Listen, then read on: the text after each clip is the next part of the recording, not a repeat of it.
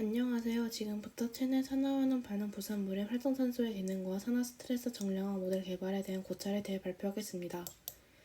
통합과학 3단원 변화의 다양성에서 화학 변화와 생물의 다양성과 유지에 관해 학습했습니다. 산화환원 반응은 물질의 성질이 바뀌는 화학 변화이며 생명 활동에 관여하는 중요한 반응인데, 이와 관련하여 인체 내 산화환원 반응의 세포호흡과 그 부산물의 활성산소로 인한 인체 산화 스트레스에 대해 알아보았습니다. 그리고 더 나아가 논문 자료 탐구를 통해 산화 스트레스 표지자의 타당성과 정량화에 대해 고찰해 보았습니다. 이러한 목차로 진행하겠습니다. 우선 세포호흡부터 알아보겠습니다. 그 전에 산화의 의미부터 살펴보자면, 산화의 이름을 그대로 풀이해보면 산소를 얻게 되는 것을 의미합니다. 반대로 환원은 물질이 산소를 잃고 원래대로 돌아오는 것입니다. 하지만 현대과학에서 산화는 전자이동의 개념으로 설명합니다. 산화의 의미가 왜 이렇게 달라졌을까요?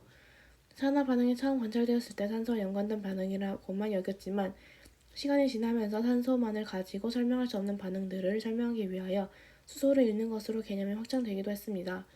산화의 진짜 원리가 전자이동이라는 걸 알게 된 현재는 전자이동의 개념으로 산화수가 증가 감소하는 것을 산화환원이라고 정의합니다.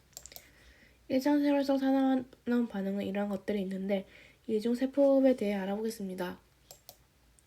세포호흡은 생명체가 호흡 기지를 분해시켜 에너지를 얻는 과정입니다.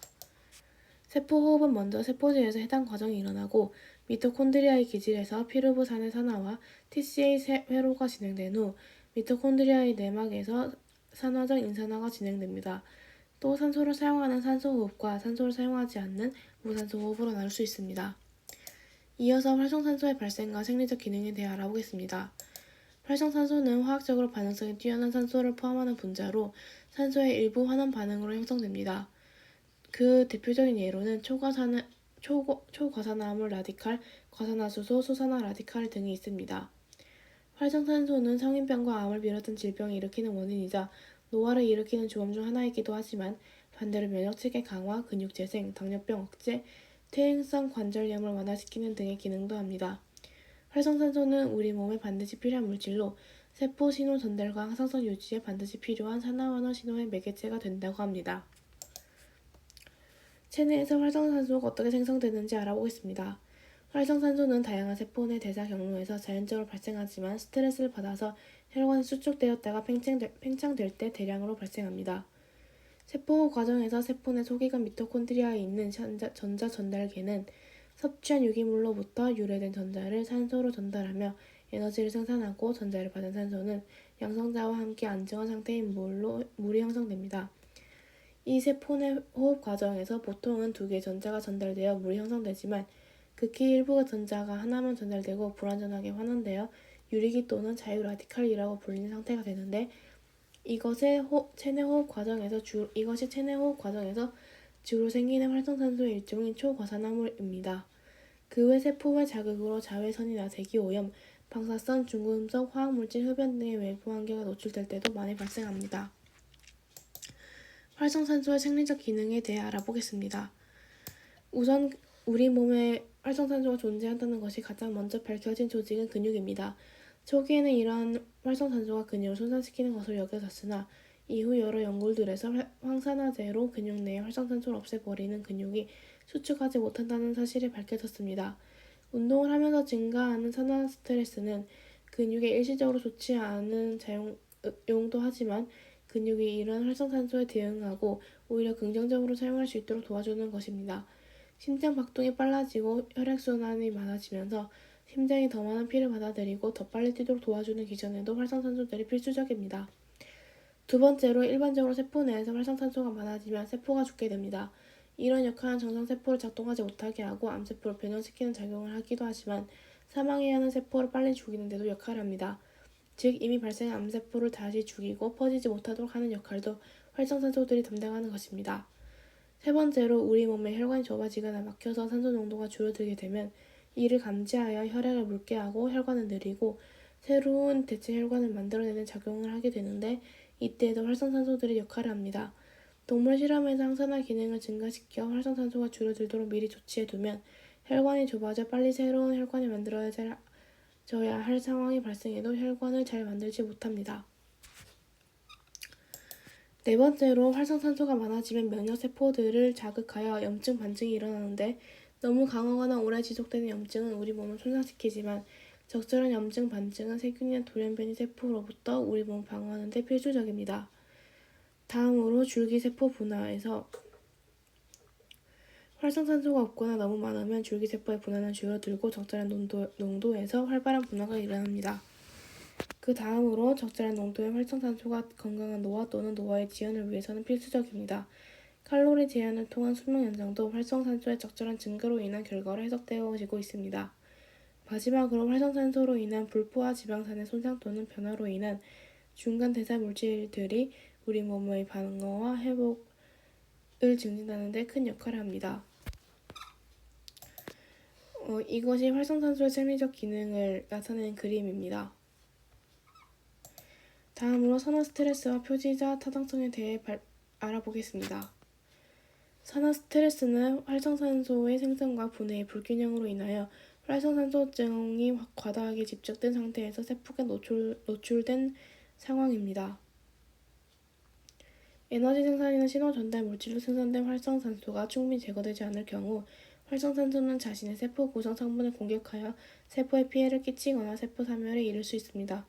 그러므로 산소를 이용하는 생물의 경우 친산화성 물질과 항산화성 물질의 균형이 필수적이며 이들이 균형을 이루도록 진화해 왔습니다.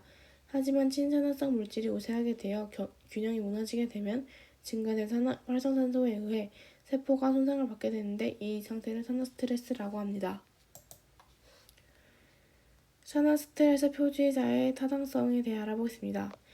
많은 연구에서 산화 스트레스 표지자는 질병의 척도로 혹은 산화 상태를 반영하는 수단으로 사용되어 왔습니다.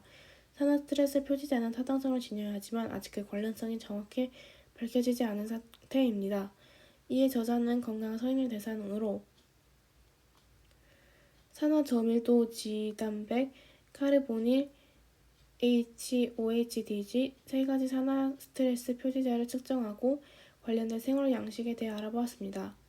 그 방법은 건강한 성인 237명을 대상으로 생활 양식을 조사하고 생화학 검사 및 산화 상태를 평가하여 산화 스트레스 표지자는 엘리사 방법으로 측정하는 방법을 사용하였습니다. 그 결과를 보자면 복부 비만율과 비타민제 복용이 산화 저밀도 지단백과 유해한 관련을 보였고 카르보닐은 체질량 지수, 스트레스와 관련을 보였으며 C 반응성 단백은 산화 저밀도 지단백과 유해한 관련을 보였습니다. 세 가지 산화 스트레스 표지자 모두 서로 간의 상관성이 없었습니다. 그 다음으로 결론을 말씀드리겠습니다. 본 연구에서 사용한 산화 스트레스 표지자는 건강인의 전반적인 산화 상태를 나타내주지 못하였습니다. 앞으로 건강인에서 질병 상태에 도달하기 전 산화 상태를 반영할 수 있는 산화 관련 표지자의 개발이 필요할 것이라 사료되었습니다.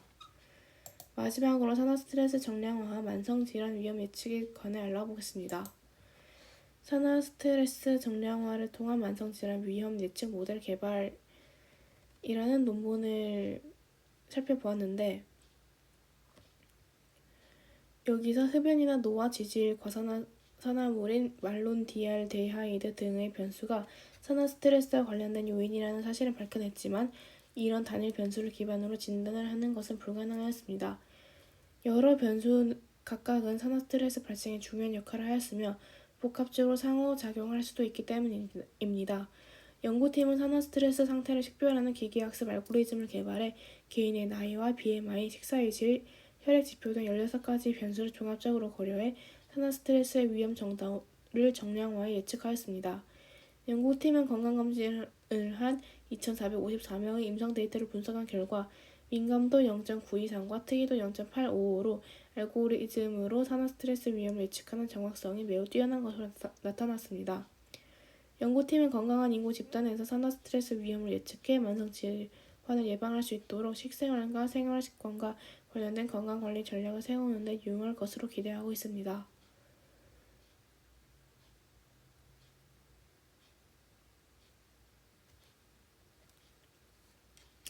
인체는 산화하는 반응으로 세포 내 호흡과 그 부산물로 생성되는 활성산소에 대해 탐구해보았습니다. 활성산소는 노화의 주범으로만 알고 있었는데 제가 알던 것과 다르게 그 농도에 따라 인체의 긍정, 부정의 모든 면을 갖고 있다는 새로운 사실에 매우 놀랐습니다. 또한 새로운 과학적 검증을 통해 기존의 지식도 끊임없이 의심하고 질문하고 현상에 부합하지 않는 가설이나 학설은 항상 수정될 수 있다는 태도의 중요성을 다시금 새겼습니다. 마지막으로 요즘 핫트렌드인 빅데이터를 활용한 머신러닝과 알고리즘 구축을 통해 산화 스트레스 정량화를 통한 만성질환 예측 모델 개발 사례를 보고 과학적 정보를 강화할 수 있는 툴을 익히는 데도 노력해야겠다고 생각했습니다. 감사합니다.